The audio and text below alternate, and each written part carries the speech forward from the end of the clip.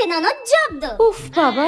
বৌদি, হ্যাঁ কি হয়েছে? তোমার মুখ ফর্সা করার ফাউন্ডেশনটা আমাকে দাও তো, আমি একটু বন্ধুদের সাথে ঘুরতে যাব ফাউন্ডেশন মেখে। হ্যাঁ, আমার ফাউন্ডেশন? হ্যাঁ, আর কালকে আমাকে ছেলেপক্ষ দেখতে আসবে, তখন আমি ওই মুখ ফর্সা করার ফাউন্ডেশনটা মেখে বসবো, আমাকে এমনিই পছন্দ করে নেবে। দাও দাও দাও। শেওড়া গাছের পেতনি একটা ফাউন্ডেশন মেখে ফর্সা হবে, ডাইনি একটা। ঠিক আছে, দাঁড়াও দেখছি আছে কিনা। ধুর ব্যাং। এই তো আমার দুটো ফাউন্ডেশন, কত শখ করে কিনেছিলাম আমি। দুটো?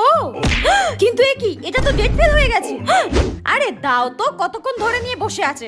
এবার এই ফাউন্ডেশনটা মেখে আমি অনেক ফর্সা হয়ে যাব।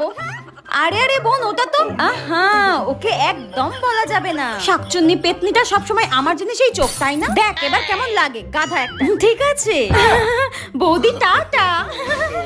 কালকে তোর মুখ দেখে ছেলেপক্ষ যদি অজ্ঞান না হয়ে গেছে, তাহলে আমার নামও টেপি নয়।